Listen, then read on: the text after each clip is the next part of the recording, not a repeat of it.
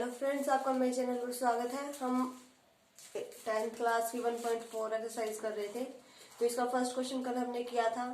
I hope आपको शांत और अशांत का पता लग गया होगा कि कौन सा आपका शांत होगा और कौन सा अशांत होगा। तो अगर आपने वो क्वेश्चंस निकाल लिए हैं, अगर आपने सारे ट्राई किए हैं तो आपको पता लग गया होगा कि कौन सा शांत है और कौन सा अशांत है। ठीक है, तो जो आपका नेक्स्ट क्वेश्चन है वो इसी पर बेस है। जो जो आपके शांत निकले हैं, मतलब जिसका जो रिजल्ट है वो शांत आया है, तो उसको आपको क्या करना है, पूरा डिवाइड करके दिखाना है अब। और उसका जो पॉइंट्स में आएगा आंसर वो आपको बताना है कितना आएगा। ठीक है, तो जो सेकंड क्वेश्चन है वो इसी पर बेस है। आपके मेरे ख्याल से 6 जो है वो शांत आए होंगे, तो उन 6 को आपको डिवाइड करना है और डिवाइड करके ये बताना है कि भाई इसका जो है दशमलव प्रसार में ये होगा। ठीक है, तो ये और थर्ड में आपको परिमेय और अपरिमेय संख्या के बताने हैं। दोनों क्वेश्चन बहुत आसान है। चलिए देखिए, मैं सेकंड का हिंट आपको बता देती हूँ। इसने कहा कि ऊपर दिए गए प्रश्न में उन परिमेय संख्याओं के दशमलव प्रसारों को लिखिए जो शांत है। जो शांत है उन्हीं के दशमलव प्रसार लिखने हैं, जो अशांत है उन्हें छोड़ देना है। ठीक है, तो पहले मैं यहाँ लिख देती हूँ जो जो आपके शांत आए होंगे। ये तो मैंने ही करके दिखाया था, ये भी आपका शांत आया होगा। ठीक है, नेक्स्ट ये भी आपका शांत आया होगा। हाँ, ये वाला आपका शांत आया होगा। ठीक है, उसके बाद 23/, ये वाला आपका शांत आया होगा। उसके बाद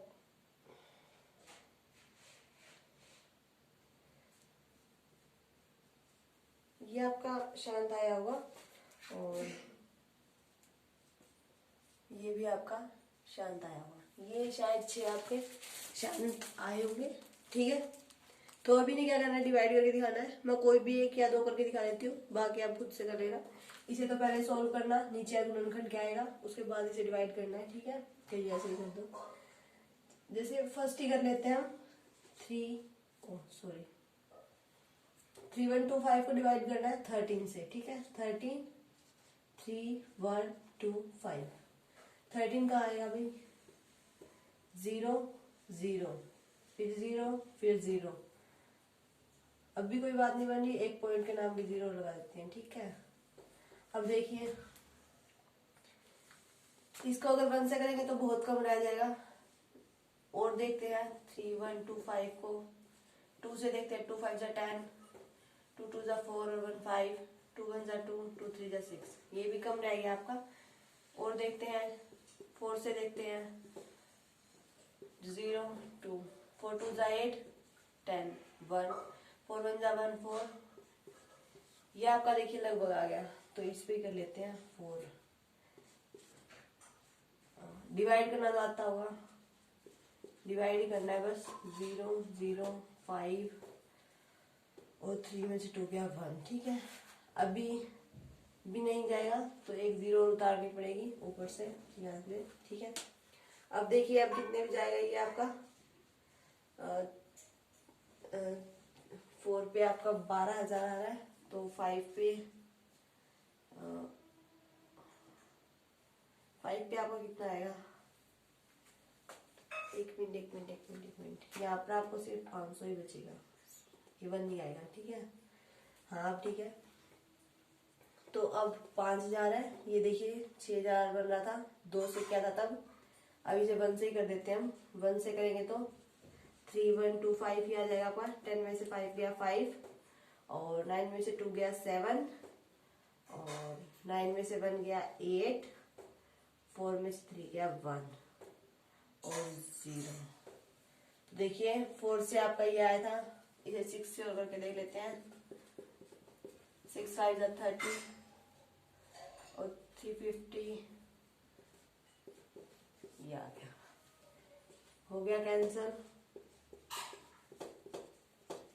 आपका कि दशमलव प्रसार क्या आ गया 0.00416।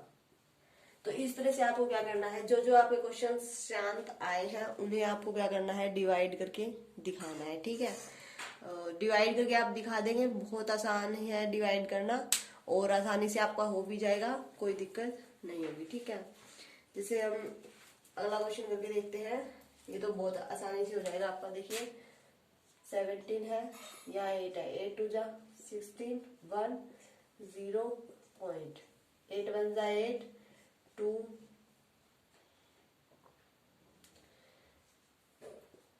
4 0 5, ठीक है ना। तो इसका दशमलव प्रसार आपका क्या आ गया, 2.125, ठीक है। तो इस तरह से आपको क्या करना है, सभी को डिवाइड करना है और उनका जो दशमलव प्रसार आएगा वो आपको लिखना है, ठीक है। अगर कोई कटता है तो आप उसे पहले काट के, जैसे देखिए 15/600 है तो इसे आप पहले काट भी सकते हैं, 5 से इसे काट देंगे तो ये आपके लिए इजी, जो डिवाइड करना है वो आसान हो जाएगा। इसे भी आप काट सकते हैं, इसे भी आप काट सकते हैं। तो इस तरह से आप इजी बना के भी डिवाइड करेंगे तो आपका आसानी से हो जाएगा, ठीक है। तो बस सेकंड क्वेश्चन में यही है, जो जो आपके शांत ये 6 आए हैं, 6 पार्ट्स आपके जो शांत आए हैं, इनका आपको दशमलव प्रसार बस निकाल के बताना है, ठीक है। तो नेक्स्ट क्वेश्चन देखिए। नेक्स्ट क्वेश्चन में बताना है कुछ वास्तविक संख्याओं के दशमलव प्रसार जो है वो नीचे दिए गए हैं और प्रत्येक स्थिति के लिए निर्धारित करना है कि यह संख्या परिमेय संख्या है या नहीं। यदि वह परिमेय संख्या है तो उसे p बटे क्यू के रूप की है। तो जो क्यू के अभाज्य गुणनखंड है उनके बारे में आप क्या कह सकते हैं। देखिए हमने पढ़ा है कि जो हमारी परिमेय संख्या होती है वो p बटे क्यू के रूप की होगी और जो क्यू है उसके अभाज्य गुणनखंड वो किस तरह के होंगे, 2 और 5 की मल्टीप्लाई हो, 2 की पावर कुछ हो, 5 की पावर कुछ हो। मतलब जो आपका हर था ये हमने कल भी पढ़ा था कि जो हर होगा उसके गुणनखंड 2 और 5 के होंगे तो वो शांत होगा, ठीक है।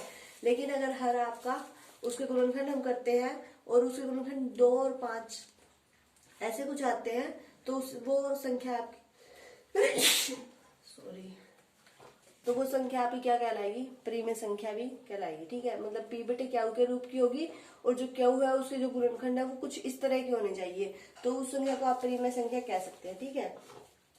तो इसने अब क्या कहा है कि देखिए आपका जैसे फर्स्ट क्वेश्चन दिया गया है, मैं आपको एक रीजन और बताती हूँ। 43.123456789, ठीक है। ये आपका जो है वो दिया गया है कि फर्स्ट क्वेश्चन आपका ये दिया गया 43 पॉइंट ये है, ठीक है। और इसने कहा है, मतलब इसने देखिए इसके ऊपर ना बार लगाया है ना ही आगे यू डैश डैश लगाया कि भाई ये आगे चल रही है, मतलब ये इससे पूरी पूरी डिवाइड है।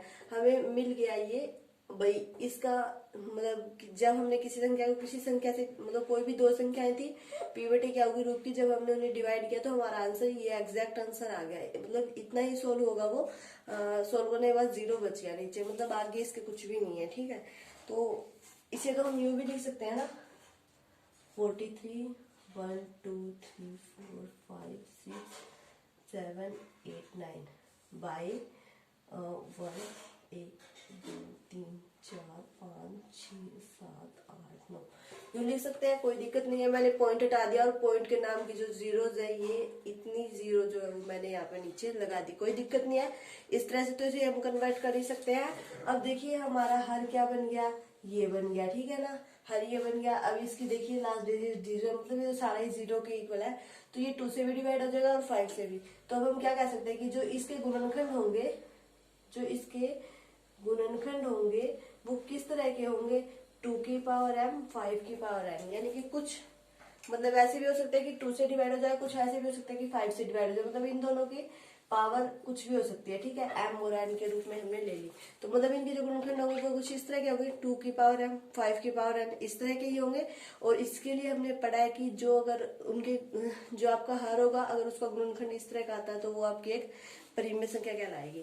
तो इसे हम क्या कह सकते हैं कि ये आपकी क्या है, एक परिमेय संख्या है। लिख सकते हैं ना, क्या लिख सकते हैं कि ये है आपकी क्या है, एक परिमेय संख्या, ठीक है।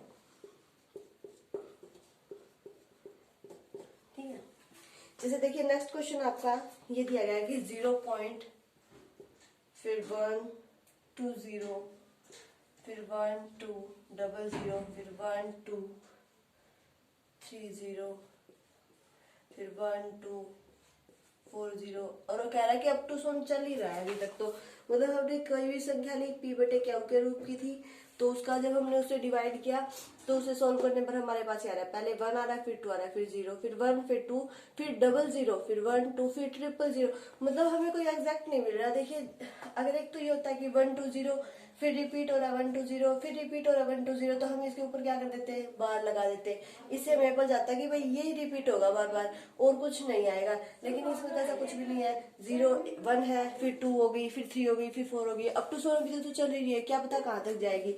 तो मतलब इसका हमारे पास जो है वो ऐसा कोई भी नहीं है कि इसका जो मतलब इसका हमारे पास कोई भी एग्जैक्ट सॉल्यूशन नहीं है। तो इसका हम क्या कर सकते हैं कि ये आपकी क्या है, एक अपरिमेय संख्या है।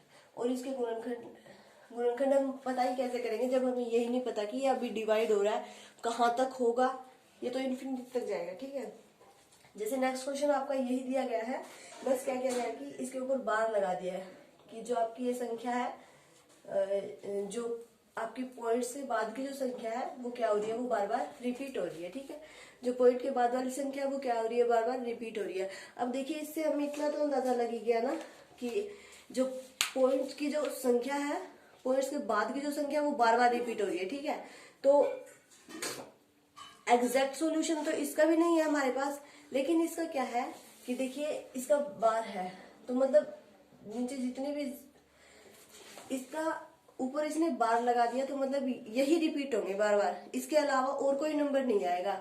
तो इससे मतलब इसके जो गुणन हर जो बनेगा इसका, उसका जो गुणनखंड करेंगे तो हम वो इसी टाइप का आएगा, अलग नहीं आएगा, क्योंकि इसमें वही संख्याएं जो बार बार रिपीट हो रही है। उसमें तो क्या था कि 0 0 थी, वो चल रही थी, 2 थी, फिर 3 हो गई, फिर 4 हो गई, फिर आगे क्या पता कितनी हो जाए, तो उसका कुछ पता नहीं था। लेकिन इसका बार लगा दिया तो मतलब यही संख्या जो बार बार रिपीट होगी। तो हम क्या कह सकते हैं कि इसका हमें पता है कि भाई मतलब इसका बात तो हमारा कोई सोल्यूशन नहीं था, पता ही नहीं था कि ये कहाँ तक जाएगा। और लेकिन इसका तो हमें पता है ना कि बस 9 तक जाएगा, फिर 1 से शुरू हो जाएगा, फिर 9 तक जाएगा, फिर 1 से शुरू हो जाएगा। मतलब इसका हमें कुछ तो ज्यादा है, तो इसे हम क्या कह सकते हैं कि ये आपकी क्या है, एक परिमित संख्या है। ठीक है, तो अगर इस पर बार लग जाता है तो भी ये परिमित संख्या है, अगर बार नहीं है तो भी परिमित संख्या। और जो ये वाली है इसका हमें एग्जैक्ट सोल्यूशन नहीं पता, तो ये आपकी क्या है, एक अपरिमेय संख्या है। ठीक है, तो ये एक्सरसाइज आपकी कंप्लीट हो गई। इसमें अगर आपको कोई दिक्कत आती है तो कमेंट कीजिए, और वीडियो अच्छी लगे तो इसे लाइक कीजिए, शेयर कीजिए, और अगर आप मेरे चैनल पर नए हैं तो सब्सक्राइब जरूर कर लें, ताकि आपको मेरे आने वाले वीडियो के नोटिफिकेशंस मिलते रहें।